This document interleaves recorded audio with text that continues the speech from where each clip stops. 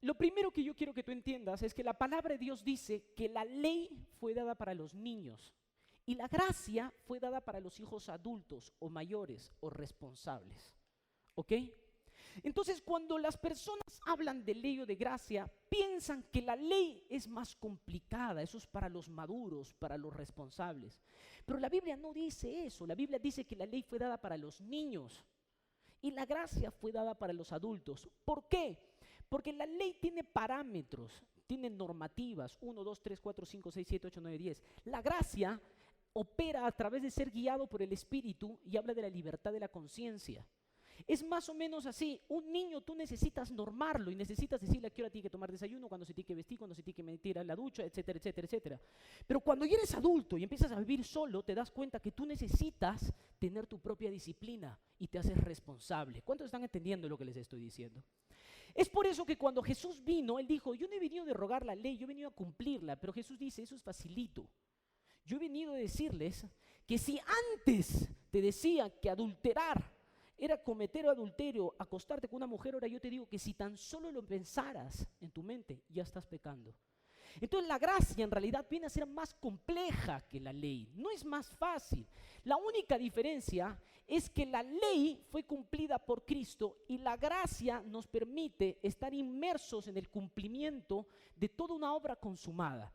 En la ley habla de la meritocracia, todo lo que yo puedo hacer para alcanzar y ser bendecido, pero la gracia depende de cuánto yo creo que Jesús hizo por mí. Conceptos básicos que te estoy bombardeando, presta atención para poder llegar yo a esta pregunta. Entonces, cuando nosotros predicamos sobre gracia, despierta esta gran incógnita de si tenemos libertad para pecar, si la gracia te da libertinaje. Entonces muchas personas cuando escuchan la gracia, yo ya fui perdonado, todos mis pecados han sido perdonados, no tengo que pedir perdón por mis pecados, Jesús hizo todo por mí, no tengo que hacer nada, si el Señor me ama tal como soy, aquí voy a responder a esa segunda pregunta, si Dios me ama tal como soy. Entonces todos esos conceptos hacen que muchas personas como que se bloquean con la gracia y dicen, entonces puedo pecar libremente. De hecho, la iglesia de Corintios pasó por esta confusión cuando se les predicó la gracia. Y la iglesia de Corintios, cuando estaban preparando la Santa Cena, se terminaban emborrachando con la Santa Cena.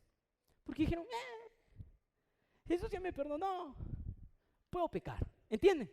Es ahí donde el apóstol Pablo escribe la carta a los Corintios para decirles, oye, ¿qué pasa? La gracia no se puede hacer vana para contigo. La gracia no es una libertad para que tú peques. La gracia es para que tú madures y tengas conciencia de cuáles son tus límites, los marcos de tus propios límites en la fe. ¿Cuántos están entendiendo lo que les estoy diciendo? Entonces, pastor, la gracia no te da libertad para pecar. No te da libertad para pecar. Pastor, solo que a mí me da miedo porque cuando se predica de gracia, muchas personas empiezan a loquear. ¿Eso es normal? Sí, es normal. Dentro del proceso de la madurez del creyente, confunde los conceptos de la gracia en el momento de interiorizarlos y empieza a tomar actitudes. Y yo les quiero poner un ejemplo, qué es lo que me pasó a mí. Cuando yo me casé con mi esposa, con Gabriela, yo traía ya de mi pasado algunos conceptos personales. ¿Qué pasaba? Que yo nací en una familia bastante disfuncional y que pasamos por muchos tiempos de mucha pobreza, muy difíciles, porque mi papá se fue de casa, mi mamá tenía que criar a 4 hijos, entonces no teníamos abundancia, no éramos personas prósperas, tú veías la refrigeradora y por ahí que encontrabas un queso rancio o un par de verduras, ¿no? Éramos pobres, muy pobres, ¿no? Entonces cuando yo iba a la casa de ciertos amigos que tenían mucho dinero, yo siempre cuando veía la refrigeradora, siempre veía jamón. Y a mí me encantaba el jamón, específicamente me gusta el jamón inglés, me encanta el jamón. Entonces yo crecí con este concepto de que tener jamón en tu refrigeradora es una señal de ser próspero. Yo crecí así, ¿ok? Yo crecí con esa mentalidad.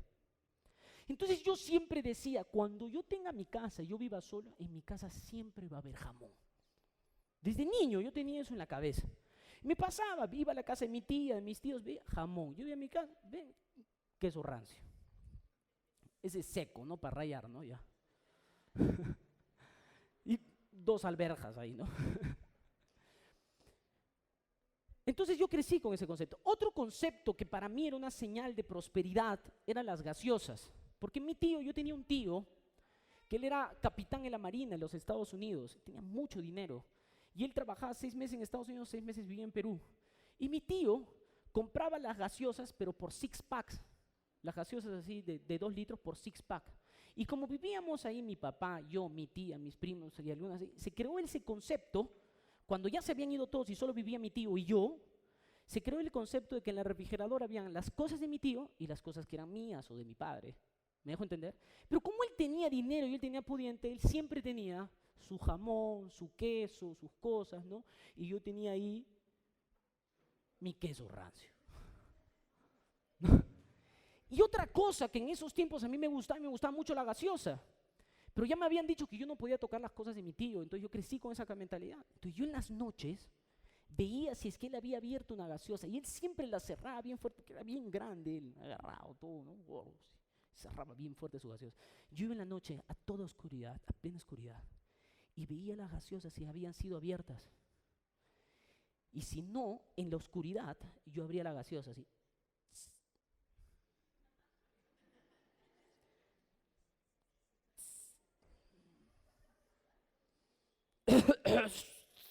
¿No? Tenía el pánico de que él se dé cuenta que yo le robaba gaseosa las noches. Y me servía así un poquito. Tomaba un poquito y después estaba en mi cama. Porque ustedes saben cómo es la gaseosa cuando tomas gaseosa en la noche, ¿no? Se vuelve una adicción y quiere más, quiere más, quiere más. Y era así, era mi desafío nocturno, todas las noches, que yo quería tomarme la bendita gaseosa. Un día voy, bajo, caleta, saco la gaseosa, esta vez está en la refri heladita, yo.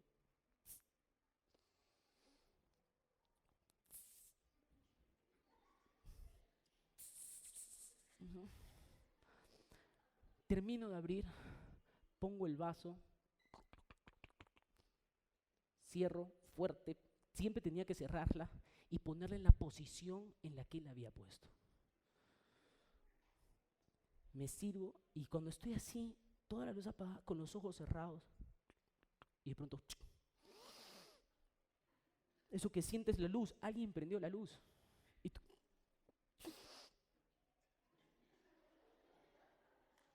la gaseosa por ahí. Y un vaso al lado mío. ¡Poc! Y yo, sírveme a mí también.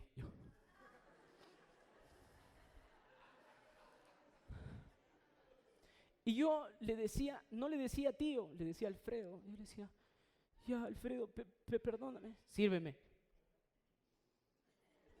Terminé de servir la gaseosa y él agarró y me dijo así, tú puedes tomar todo lo que es mío. Y dime tío. Y se reía así, y se fue. Y yo, ahí mi vida cambió y la gaseosa perdió ese concepto, ¿no? En mi vida. Pero cuando yo me casé con Gaby, yo tenía eso en la cabeza, jamón gaseosa. Entonces me casé, primeras semanas fuimos de compras con mi esposa y cuando fuimos de compras con mi esposa, agarré y empecé a comprar. ¿Qué es lo primero que compré? No compré 200 gramos de jamón, ¿no? Un kilo de jamón. Salchicha, chorizo, todo lo que no. Esta vez he sido prosperado. Y llené mi refri, carne, pollo, llenamos la refri, compramos un montón de cosas. Mi esposa ya más adelante empezó a comprar hasta chompita para el water, me acuerdo. Pero ¿saben qué pasó? Pasaron 5 o 6 días y me di cuenta que las cosas en la refrigeradora se estaban pudriendo. ¿Por qué? Porque nuestra emoción de haber sido prosperados, nos bloqueamos y compramos de más. Éramos solo 2 personas. Yo no sabía qué hacer con tanto jamón. Tuvimos que invitar hermanos a hacer mixtos, empezar a botar la comida porque nos sobraba. Y algunas cosas empezaron a pudrir y tuvimos que botarlas. Ahí es donde nosotros aprendimos en la madurez cuáles eran nuestros límites. Lo mismo pasa cuando las personas reciben la gracia. Se bloquean, dicen por fin, eso es verdad, ese es el verdadero cristianismo, esa es la fe que yo quiero tener, esto es lo que yo quiero vivir. ¡Oh! Suave, porque lo que puede haber sido una bendición, una señal de prosperidad en tu vida, se puede terminar pudriendo. No sé cuántos están entendiendo lo que les estoy diciendo. Y eso pasa en toda área de nuestra fe en la gracia.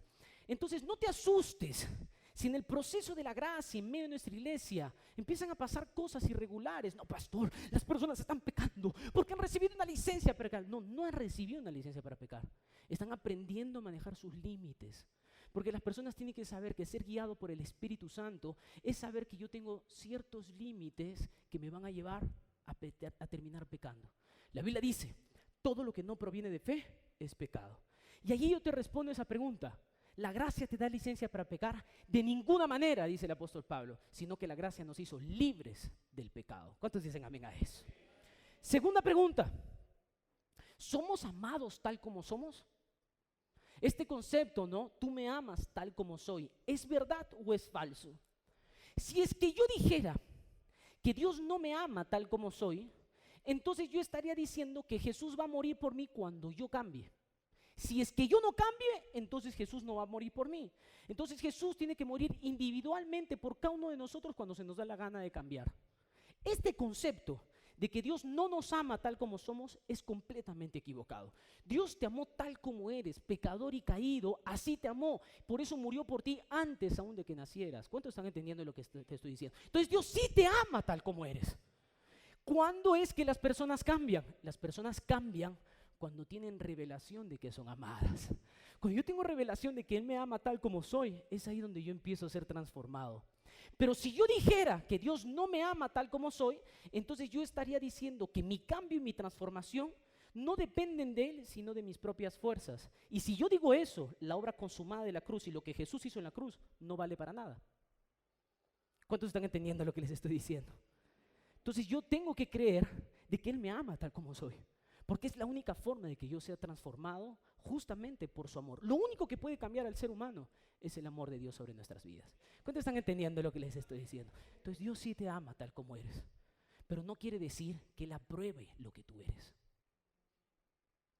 Ahí es donde nosotros somos transformados. La Biblia dice, cuando miramos a cara descubierta, vulnerablemente, la gloria del Señor y nos volvemos a imagen de lo que Él es. ¿Cuántos dicen amén a eso?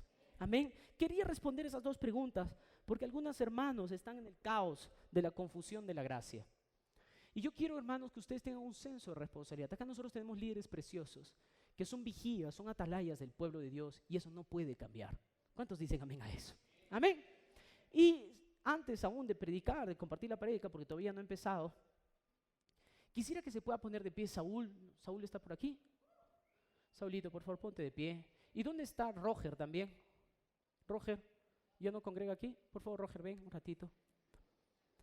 Yo sé que al final vamos a poder cantarles. Sí, pero ellos son discipuladores. No, yo sé, hermanos, que hay muchos hermanos aquí que están cumpliendo años, la hermana Nati, yo sé. Pero ellos dos son dos hermanos que son líderes de líderes, discipuladores en medio de la iglesia. Saúl está cumpliendo años hoy día, aunque no parezca, él solo tiene 19. Roger sí tiene como 50. Y quisiera darles un aplauso a ellos por su cumpleaños, decirles que los amamos, que los honramos. Al final vamos a cantarles a ellos, a la hermana Nati, a todos, pero yo quería honrarlos a ellos porque no solo son hermanos en medio de la iglesia, son personas que me ayudan demasiado para poder lidiar con muchos aspectos de la iglesia, que decirles que los amo, que Dios extienda su vida sobre la tierra. Amén. Amén. Vamos a compartir la palabra, ahora sí, pon tu mano en tu corazón, vamos a orar. Padre, te damos gracias por esta mañana, por el placer que nos das de estar juntos, de reunirnos y disfrutar de tu palabra. Te pedimos, Señor, que puedas hablarnos, que tu gracia pueda traer luz sobre nuestras vidas, de aquello que tú tienes para nuestras vidas. En el nombre de Jesús. Amén. Todos nosotros, como seres humanos, fuimos creados para relacionarnos unos con los otros. El ser humano fue creado para relacionarse. Significa que nosotros fuimos llamados a vivir en esta comunidad en la cual nosotros vivimos. Estuvimos haciendo énfasis en estos 3 meses, estuvimos hablando mucho sobre el hecho de la comunidad, del convivir el uno con el otro. Podemos resumir entonces que la comunidad nos va a llevar a 3 cosas. Presta atención. Primero, nos va a llevar a crecer. Nadie puede crecer si no convive con otros. Cuando convivimos con otras personas y tenemos vida de iglesia, empezamos a crecer de una manera sobrenatural. Lo segundo es que la comunidad, la comunión nos limpia, nos purifica, nos saca aquellas impurezas que muchas veces están en nuestras vidas. Pueden ser comportamientos, pueden ser pensamientos, pueden ser malas costumbres, malas vicios, pecados. La comunidad te limpia. Y por último, la comunidad, el vivir en comunidad va a traer satisfacción a tu vida. ¿Y por qué te estoy diciendo todo esto, hermano? Porque nosotros somos una iglesia que queremos enfatizar el convivir los unos con los otros.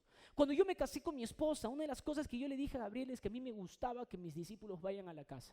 A mí me encantaba que la gente entre a mi casa, que come en mi casa, que venga estén conmigo. ¿Por qué? Porque yo creo en la convivencia, creo en la comunidad. Creo en eso. Me encanta cuando la gente me viene a visitar. Y recuerdo que yo lidiaba mucho esas cosas con Gabriela porque las mujeres más que nada no dicen, no quiero que vengan hoy día las veces porque la casa está sucia, no. O no, jarocho, porque hoy día tengo que lavar ropa, no porque tengo que hacer eso, no porque tengo que hacer el otro.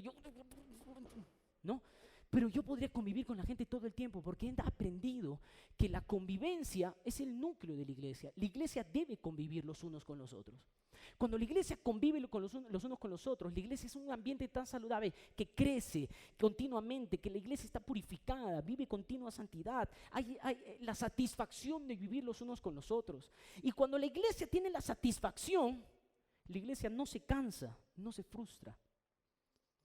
Es en la convivencia donde nosotros somos libres del cansancio espiritual, donde las personas dicen, ya me cansé de la iglesia, creo que voy a dejar la célula, creo que voy a dejar el ministerio. ¿Por qué la gente se cansa? Porque deja de convivir, porque deja de vivir los unos para los otros. ¿Cuántos están entendiendo lo que les estoy diciendo? Entonces no desmereces, no desvalorices el convivir los unos con los otros, el pasar tiempo con los hermanos, porque es extremadamente importante. Sin embargo, tampoco quería predicar de eso. Vamos a ir a Juan, capítulo 6, versículo 1, por favor. ¿Están aquí? ¿Ya se aburrieron? Amén, dice.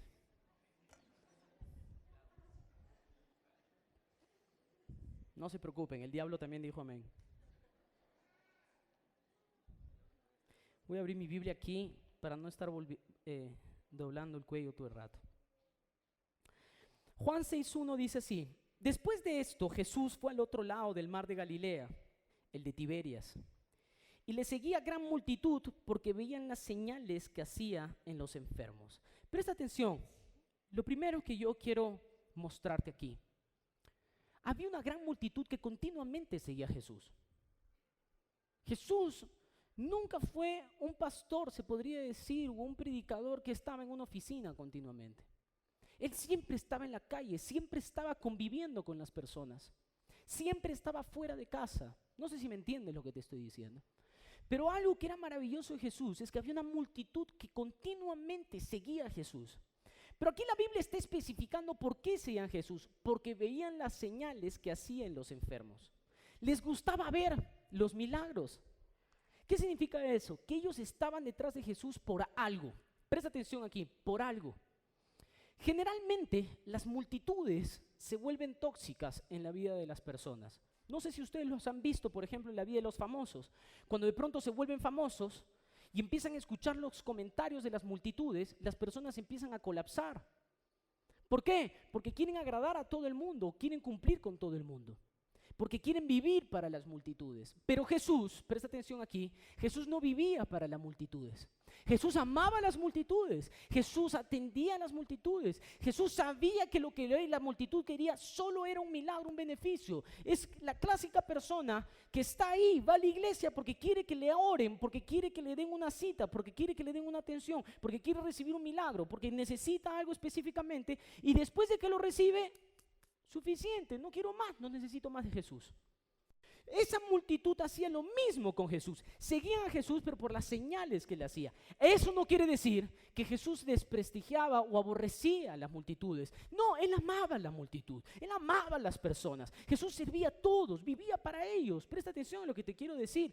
Pero Jesús no se concentraba en la multitud. Él no vivía enfocado en la multitud. Él se enfocó en 12. Él se enfocó en sus discípulos, en las personas más cercanas que convivían con Él continuamente. Jesús sabía que si la vida de estos 12 era completamente impactada, estos 12 podrían revolucionar el mundo. Entonces quiero que tú entiendas que Jesús pasó el 90% de su tiempo con los discípulos más allegados y el otro 10% se lo otorgó a esa multitud. Entonces Jesús no condena a esa multitud, Jesús no aplasta a la multitud, Jesús no despotrica con esta multitud, pero tampoco es que Jesús pasaba su vida para la multitud, no basaba su vida en ella. ¿Cuántos están entendiendo lo que les estoy diciendo? Amén. Ahora hay muchos predicadores que les encanta despotricar contra la multitud, ¿no? Claro, tú has venido que la iglesia, levanta la mano, ¿por qué no adoras? Lee tu Biblia. No, la multitud viene por algo. No hay problema, dice Jesús. Que vengan, que reciben lo que quieren. Jesús sabía, era consciente, ellos necesitan comer, vamos a darles de comer. ¿Quieres un milagro? Toma tu milagro. Pero me voy a concentrar en estos dos, en transformar su vida y su existencia. Ahí es donde tú determinas en tu vida qué cosa quieres ser. ¿Quieres ser una multitud? ¿Quieres solo ser un mero seguidor de vez en cuando? ¿Quieres ser un discípulo de Jesús? Eso va a cambiar tu visión de todas las cosas. Tu existencia y tu cristianismo va a estar determinado en aquello que tú decidas creer. Entonces aquí nos damos cuenta que Jesús era una persona práctica. Él era muy práctico. Decía, tenemos que caminar para allá, tenemos para allá. Tenemos que cruzar el lago, crucemos. Tenemos que hablar con otra persona, hablemos. Tengo que curar, te curo. Jesús no decía, ¿quieres curarte? Ajá, ¿y qué me vas a dar a cambio? ¿Y por qué? Claro, solo vienes por tu milagro. Pero ¿qué pasa si de pronto yo te pido tu diezmo? No vas a querer tu diezmo, entonces no me parece, no te voy a dar tu milagro. Jesús no hacía eso. ¿Quieres tu milagro? Toma tu milagro. ¿Quieres ser sanado? Te recibe. ¿Quieres ver? Mira. ¿Quieres caminar? Camina. ¿Cuántos están entendiendo lo que les estoy diciendo? Jesús era práctico. Él tomaba decisiones basadas en la realidad, en las cosas que estaban ahí, en el mero momento. Sin embargo, Jesús no era pragmático. El pragmatismo es una ideología que fue creada. ¿Qué es el pragmatismo? Presta atención aquí. El pragmatismo es lo que vivimos en el siglo pasado, donde uno solo le da valor a aquellas cosas que te retribuyen tu tiempo o tu inversión. Es como que yo de pronto agarre y diga, ¿sabes qué? Mi celular solo lo voy a tener a Aarón, porque Aarón me vale, él sí me suma, porque él me da, él paga mi amor y tal vez me corta mi barba o me atiende así o me trata así. ¿Me dejo entender? O ¿sabes qué? En mi celular, en mi WhatsApp solo lo voy a tener a Javier, porque Javier es un pastor en la iglesia y bueno, y él me engendra más discípulos, entonces me trae más números. ¿Me está entendiendo lo que le estoy diciendo? Pero en mi agenda no lo voy a tener pues a Diego, porque Diego, ¿sabes qué? No me suma, no me da, no me quita, me dejo entender. Entonces ese es el pragmatismo. El pragmatismo es poder seleccionar a las personas que están alrededor tuyo siempre y cuando te rindan, te den.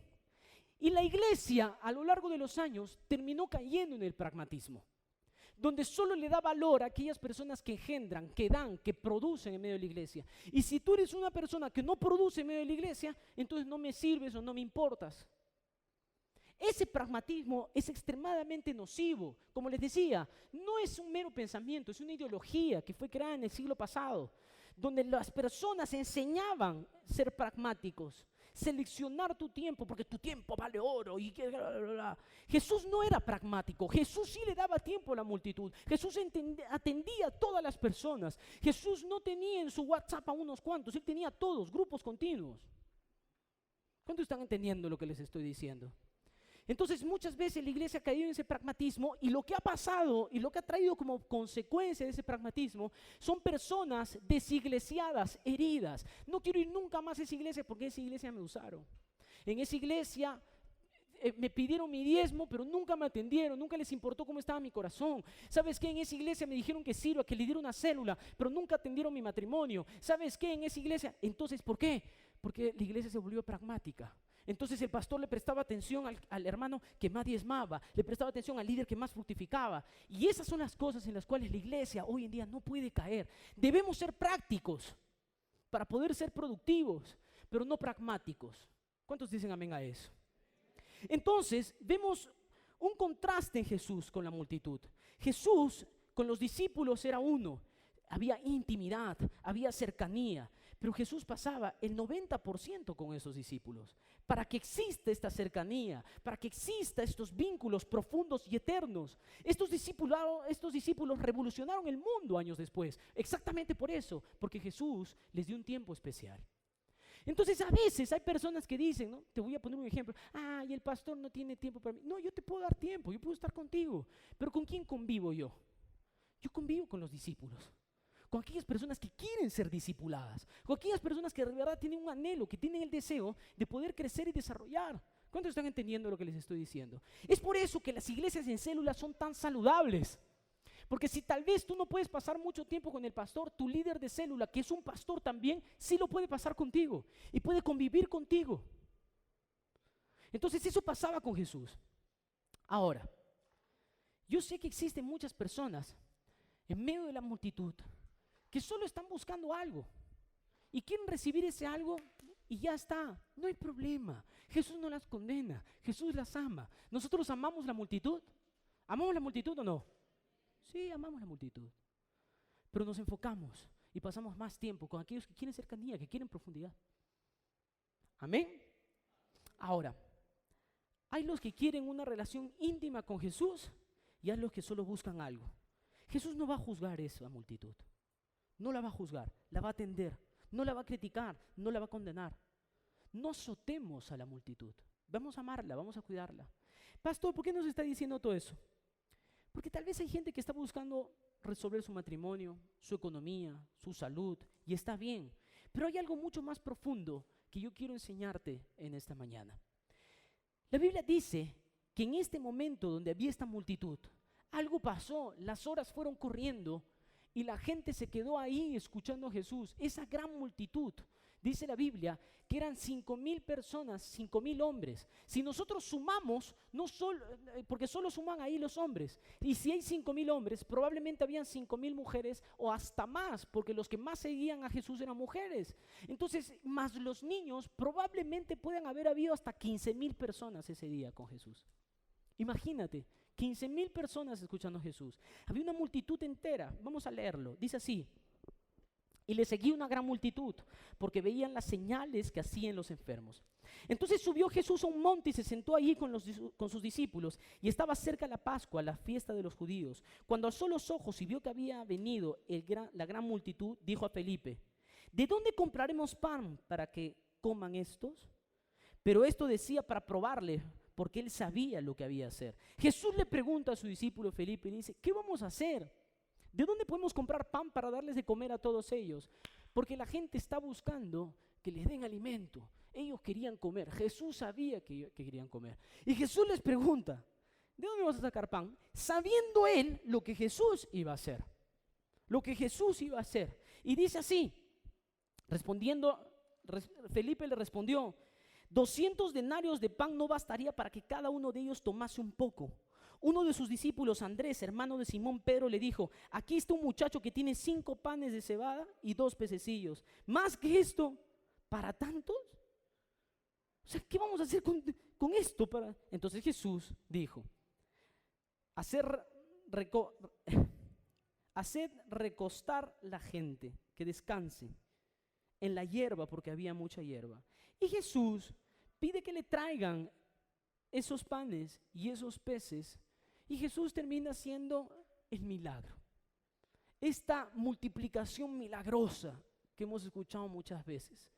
La Biblia dice que todo el mundo comió, todo el mundo fue saciado y quedó empachado y sobró aún más de lo que con lo que habían empezado. Cuando Jesús ve la multitud, Él se da cuenta que la multitud necesita comer. Pero presta atención, porque hay ciertas partes bien graciosas aquí. Es una burla poder decirle a Jesús: tengo 5 panes y 2 peces. ¿Por qué? Porque es Jesús. Él puede hacer lo que quiera con 5 panes y 2 peces.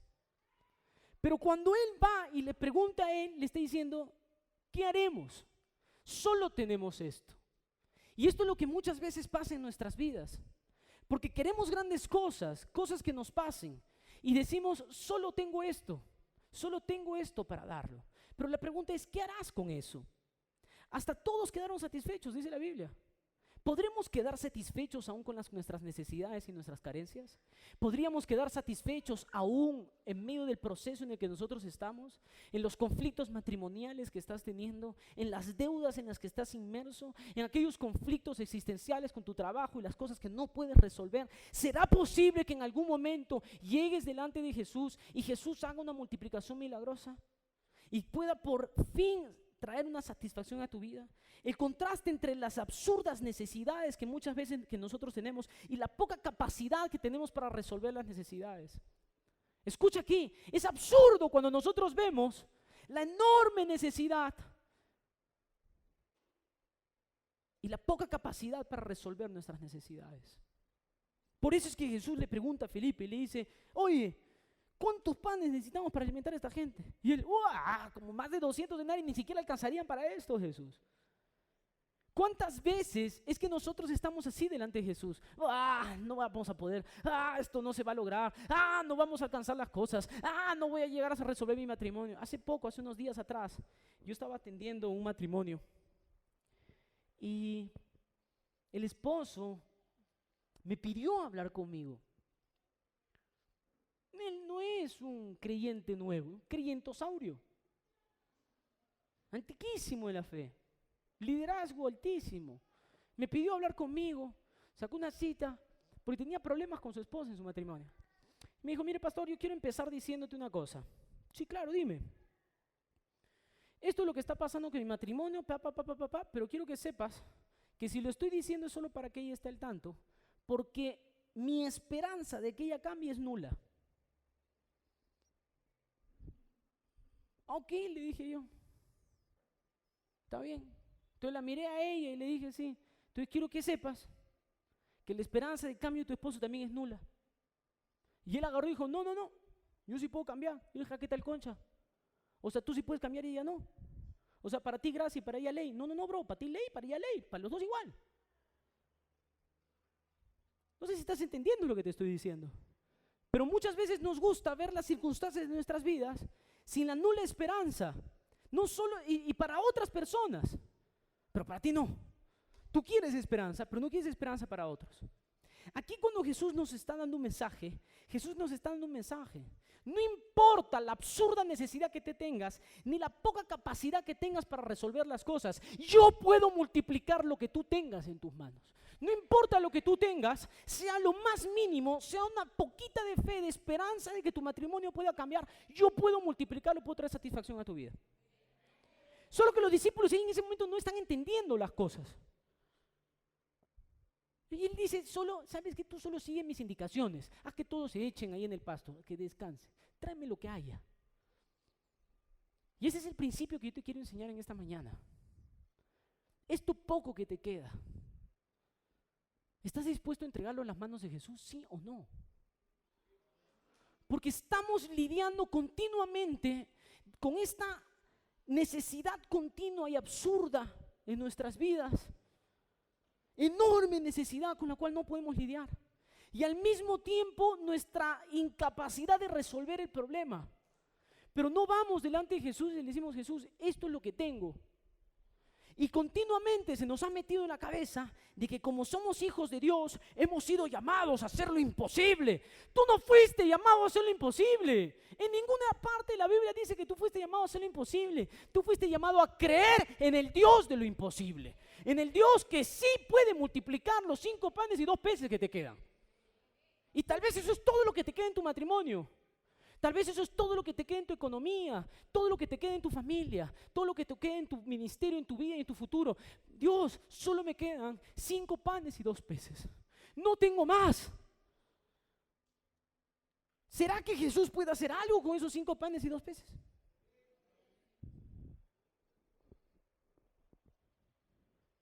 Lo que Jesús coloca acá en causa es el contraste entre la necesidad y los pocos recursos que nosotros tenemos. Hay una necesidad que suplir. Hay una carencia dentro del ser humano. Pero tenemos muy pocos recursos para esto. Hay personas que continuamente están demandando de ti. Hay personas que continuamente están esperando algo de ti. ¿Será que podrá ser multiplicado? Escucha aquí, va a haber un milagro cuando nosotros llevemos estos pocos recursos a las manos de Jesús.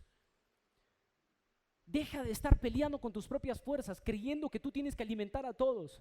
Felipe creyó en ese momento, ¿cómo voy a alimentar a todos estos? Ni con 200 denarios podría. Ahí otro se burla y dice, solo tenemos 5 panes y 2 peces, Jesús. Mándalos a su casa. Jesús dice, no. tráeme los 5 panes y 2 peces. Tráemelo a mí. Tráemelo a mí. Oye, y eso es algo que nosotros debemos aprender. Oye, vamos a entregarlo a Jesús. Estos pocos recursos que nosotros tenemos, Jesús va a suplir. ¿Cuántos dicen amén a eso? Lo que va a resolver nuestra historia, lo que va a resolver tu vida, y si llevamos o no llevamos lo que nos queda a las manos de Cristo. Si lo logramos llevar o no lo logramos llevar. Porque tal vez lo único que estamos haciendo es aferrarnos a estos 5 panes y 2 peces para sobrevivir un año entero con mi familia.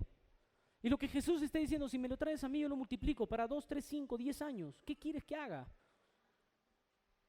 ¿Cómo quieres que yo lidie? ¿Cuáles son esos pocos recursos que te quedan? A veces olvidamos, al igual que los discípulos de Jesús, qué es lo que Jesús hizo por nosotros. ¿Cuántas veces Jesús hizo milagros en nuestras vidas? ¿De dónde nos sacó Jesús? Sabes, continuamente me gusta recordar de dónde Dios me sacó. Existen 2 posturas. Cuando el diablo nos recuerda nuestro pasado, lo hace para avergonzarnos, para humillarnos. Pero cuando Jesús te recuerda tu pasado, es para recordarte la esperanza en la cual nosotros hemos vivido. Si Jesús ya hizo tanto en mi vida, si me sacó de ese maldito mundo en el que yo estaba, ¿por qué Jesús no lo volvería a hacer? ¿Por qué? ¿Por qué Jesús no haría otro milagro? ¿Por qué Jesús no abriría otra puerta más? Los discípulos de Jesús se habían olvidado quién era Jesús. Solo hay 5 panes y 2 peces, Jesús. Mándalos a su casa. Quiero decirte algo en esta mañana. Jesús no te va a mandar a tu casa. Jesús quiere que tú le entregues los 5 panes y 2 peces que tienes. Tal vez está ahí tu última esperanza. A veces olvidamos lo que Jesús hizo por nosotros. Y debemos, y nos gusta evaluar todo de una manera tan natural, ¿no? Tan parametrizada. Es como que Jesús lo va a hacer, pero ¿cómo lo va a hacer? Tiene que haber una explicación de cómo lo va a hacer. Tengo que pagar el alquiler, ok, tiene que haber un diezmo. ¿Quién va a pagar ese diezmo? ¿Cuántos hermanos? ¿Habrá la posibilidad de que aparezca ese dinero de la manera más remota que tales y tales personas? ¿Sabes qué? Tengo una enfermedad, pero ¿cómo la curará? Tal vez vendrá un médico, tal vez una luz se parará. ¿Por qué siempre quieres crear una explicación? Me encanta esta canción cuando empieza diciendo, ¿no? En fábulas no creo más. Y ya no soy un niño, ¿no? Y después dice, ¿no? Algo tan interesante, ¿no? En medio de esta canción, que aunque no sepa cómo será, y aunque yo tenga preconceptos de cómo debería de ser, no importa, la cosa es que lo haga, ¿no? Y algo en lo cual nosotros tenemos que derrumbar en nuestra mente es nuestras formas. Es de creer de que Dios lo tenía que hacer como nosotros diseñamos o creímos que tenía que haber sido hecho. No tiene que ser así. Lo único que tenemos que hacer es entregar los 5 panes y 2 peces. ¿Cómo fue esa multiplicación? No sé. ¿Cómo aparecieron 2 cestas? No entiendo. Lo que sí sé es que 15,000 personas comieron ese día y quedaron completamente satisfechas. Cuando solo nos quedamos viendo nuestra capacidad para resolver los problemas, nos terminamos frustrando. Nos hundimos. Me pasa a mí. ¿A cuánto les pasa? ¿A cuánto les pasa? Nuestra fe en Cristo es eso.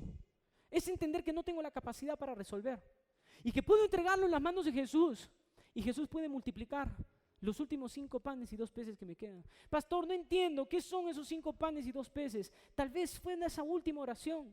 Tal vez lo que te queda son unas cuantas lágrimas que rebotaste delante de su presencia. Tal vez es una última rendición que le dijiste a Jesús, no puedo más, no puedo más, no puedo más con mi matrimonio. Jesús, te lo entrego. Tal vez es eso. Pero lo hemos hecho.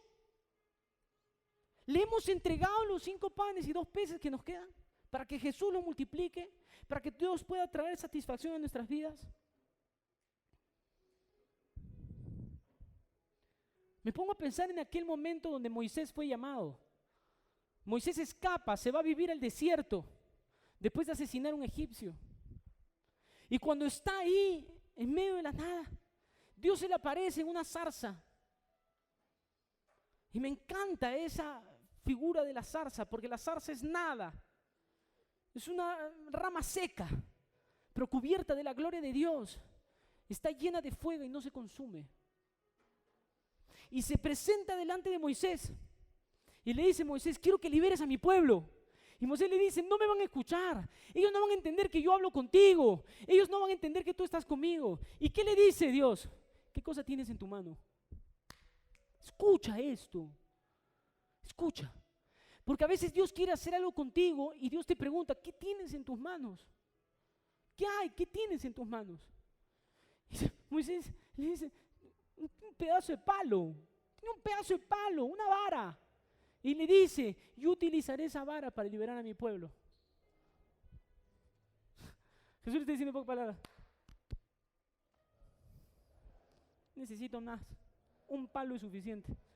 Cuando vayas delante de Faraón, tira la vara, va a ser una serpiente. Y cuando yo quiera, con esa abrirás el mar. Y cuando yo quiera, esa vara golpearé la roca y saldrá agua. Entonces tal vez tú estás diciendo: pastor, esto es todo lo que me queda. Mi matrimonio es un desastre, mi esposo es un desastre, mis hijos son un desastre, mi economía es un desastre. Esto es todo lo que me queda. Pues ríndelo a Jesús, entrégaselo a Jesús.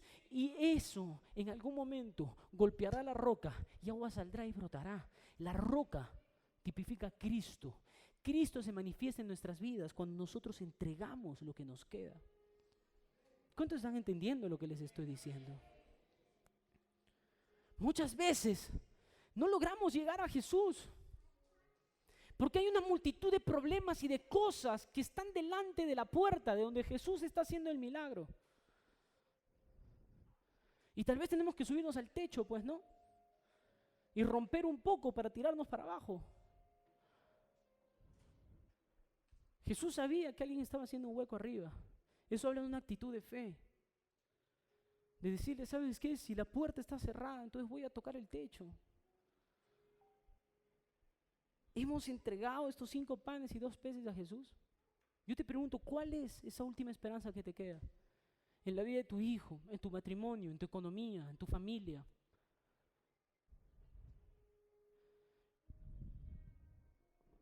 Moisés, con un pedazo de un palo, liberó un pueblo. Jesús hará grandes milagros con lo poco que quede en tus manos. Y yo creo que Jesús te está preguntando en esta mañana: ¿qué te queda? ¿Qué tienes en tus manos? Quiero invitarte, hermano, a que des un paso de fe en esta mañana.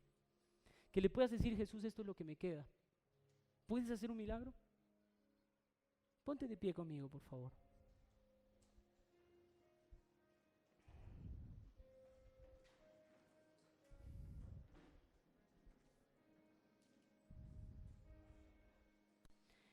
¿Cuál es la enorme necesidad que hay en tu corazón? ¿Cuál es esa enorme necesidad de un milagro de parte de Dios? De que Dios por fin haga algo. ¿Cuál es aquella imposibilidad que tú tienes con la cual no estás logrando lidiar?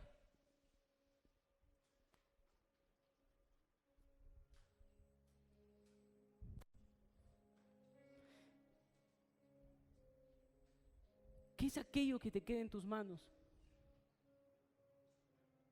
Tal vez tú le puedes decir: Jesús, tengo las manos vacías, solo tengo unas cuantas lágrimas. Suficiente, dice Jesús. Trato hecho. Unas cuantas lágrimas para Jesús es suficiente. Yo hago el milagro con 5 lágrimas. ¿Quieres hacer el trato con Jesús, sí o no? ¿Sí o no? Jesús te pregunta: ¿qué cosa tienes en las manos? ¿Qué es lo que te queda? ¿Qué te quedó de todas las decisiones que tomaste?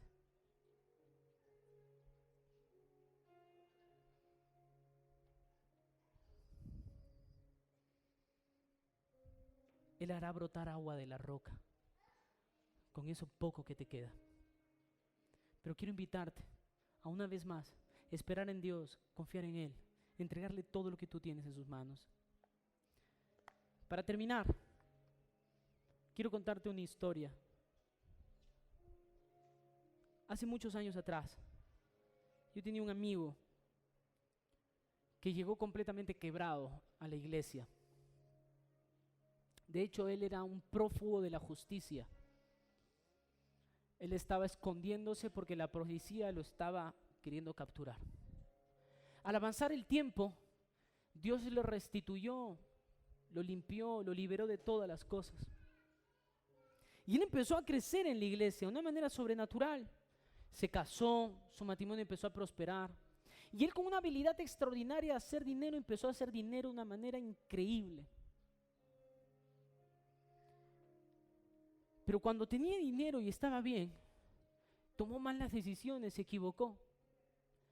Y él empezó a hacer cosas malas, se podría decir. Y empezó a destruir todo lo que tenía. Me recuerda a Sansón, tal vez. Y empezó a destruir todo. Y llegó un momento en su vida donde perdió todo. Esta era la tercera vez en su vida que él se iba a la quiebra. Había perdido absolutamente todo. En la tercera vez que se fue a la quiebra, me arrastró a mí. Me dejó con deudas de 120,000 soles en el banco. Nos dejamos de hablar. A mí me llamaban de los bancos 30, 40 veces al día para cobrarme una deuda que ni siquiera había asumido. ¿Sabes qué? Mi corazón estaba amargado. Yo estaba herido con este hombre y al mismo tiempo conmigo mismo. Me enteré que había perdido todo la misma semana que me había mudado a Bancay. Me había quedado sin carro, todos mis ahorros habían sido perdidos y aparte tenía una deuda de 120,000 soles que yo no había asumido, que yo no la había tenido. Me sentía morir. Me sentía morir. En el segundo mes que yo estaba viviendo en Abancay, no teníamos a veces ni para comer con mi esposa. Recuerdo un día que mi esposa me dijo: Jarocho, ¿qué vamos a comer hoy día? Le dije: Gabriela, cocina lo que haya. Ahí siempre debe haber algo. Y Gabriela me dijo: Jarocho, no hay. Y Gabriela siempre me dice: no hay, y hay, pues, ¿no? Entonces yo fui a revisar: Gabriela. Y de verdad, no había. Y me dijo: Jarocho, ¿qué vamos a comer? Yo me puse a llorar porque literalmente no teníamos ni para comer. No teníamos para comer. Dios se manifestó en esos meses de maneras milagrosas. Gente nos tocaba la puerta y nos regalaba comida.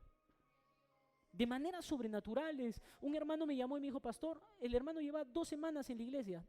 2 semanas me dijo: pastor, quiero que ores por mi almacén. Yo ni sabía quién era. Tenía 3 almacenes donde él abastecía caliwarma. Llegamos a uno de los almacenes y me dijo: pastor, agarre todo lo que quiera. Agarré, empecé a llenar leche y esto que el otro, agarré mi caja y feliz. Pastor, ¿estás loco? ¿Qué es eso? Llamó a los empleados: 2 sacos de arroz, 2 sacos de azúcar, todo. Yo veía cajas en mi casa y lo que no tenía para comer ahora tenía cajas. Tuvimos meses. Pero este hermano que se había distanciado de mí estaba destruido. Yo sabía que estaba destruido. Volvió a meterse en drogas, volvió a meterse en problemas. Era la tercera vez que quebraba. Él estaba hundido, metido en el hoyo una vez más. Y yo lo odiaba. Yo empecé a odiarlo. Y me di cuenta que yo servía a Dios, la iglesia crecía. Pero yo estaba amargado. Me sentía traicionado, ¿sabes? Y un día me desperté en la mañana y me di cuenta que yo era un infeliz.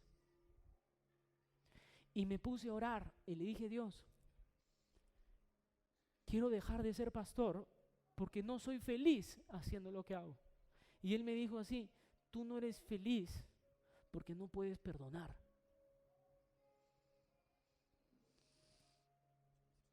Y dije: Dios, ¿tú quieres que yo lo perdone? Está bien, lo perdono. Está perdonado. Y ámalo. ¿Por qué? Y yo lo llamé por teléfono. Inmediatamente, después de orar, lo llamé. Y me contestó: ¿aló? Y yo le dije así: ¿cómo estás? Y él: ¿aló? ¿Aló? Y yo: ¿cómo estás? Y él, Jaro, perdóname, de frente, perdóname. Te prometo que yo voy a restituir todo. Ese día yo estaba entregando mis pocas lágrimas delante de Jesús. Mis 5 panes y 2 peces. No había más. Porque literalmente no había más. Yo pasé 2 años sin poder comprarle unas zapatillas a mis hijos por eso. La ropa que mis hijos vestían era la ropa que me regalaba mi hermana de mis sobrinos. No tenía nada. Ese día yo le estaba diciendo, Jesús, voy a hacer tu voluntad, no la mía. Este hombre, en medio de su caos, en medio de su quiebra, va a su abuelo. Él se había tenido que mudar a la casa de sus papás, ¿no? Va a su abuelo y le dice así, hijo, sé que estás mal, te voy a regalar la casa de la chacra ahí arriba. Véndela, haz algo con eso para que puedas hacer un negocito.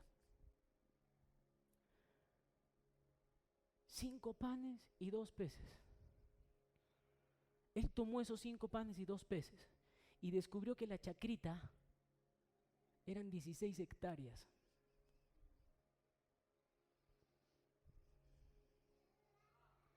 Y el patrimonio de ese hombre se disparó a millones. Hoy sí es rico. Y cuando me volví a encontrar con él entendió que esos eran 5 panes y 2 peces. Cuando vinimos aquí a Arequipa, él colocó esos 5 panes y 2 peces aquí. Él es Jonathan. Un hombre que quebró 3 veces. Una vez solo colocó esos 5 panes y 2 peces en las manos de Dios. Y Dios los multiplicó de una manera extraordinaria y sobrenatural. No sé por qué no está aquí, o quisiera que esté aquí. Son los designios y la voluntad de Dios, tal vez. Pero sí te puedo garantizar que 5 panes y 2 peces vale la pena. Vale la pena. Tal vez es todo lo que te queda. Tal vez es tu última esperanza. Jesús te dice, ponlo en mis manos. Tú no fuiste llamado a hacer lo imposible. Yo haré lo imposible, dice Jesús. Yo haré lo extraordinario y lo sobrenatural. Dios restituyó 10 veces más. 10 veces más de lo que en algún momento perdí. Y Dios restituirá en tu vida 10 veces más de lo que en algún momento perdiste. Pero es tiempo de colocar en las manos de Jesús esos 5 panes y 2 peces. Esas unas cuantas lágrimas que tal vez te quedan. 5 panes y 2 peces traerán la satisfacción que necesitas, tal vez hasta el último día de tu vida. Cierra tus ojos y ¿dónde estás? Escucha la pregunta que te quiero hacer, porque es una pregunta de parte de Dios para ti en esta mañana. ¿Qué es lo que te queda?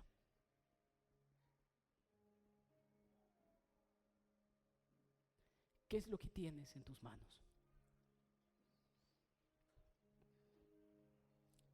¿Qué es aquello con lo que tú estás queriendo lidiar y resolver tu crisis existencial? ¿Cuáles son esos 5 panes y 2 peces? Jesús te pregunta, ¿qué te queda? ¿Qué es lo que te queda? Tráigamelo a mí, dice Jesús. Tráemelo a mí.